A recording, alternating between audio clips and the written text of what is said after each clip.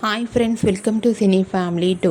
ప్రముఖ స్టార్ మా ఛానల్లో ప్రసారమవుతున్న సీరియల్ నిండు మనసులు సీరియల్ హీరోయిన్ పవిత్ర వినాయక్.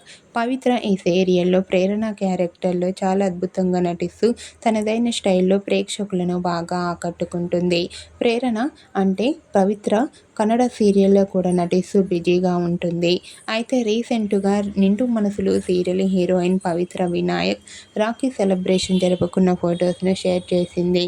ఆ ఫొటోస్లో పవిత్ర రాఖీ కడుతూ చాలా హ్యాపీగా సరదాగా కనిపించింది.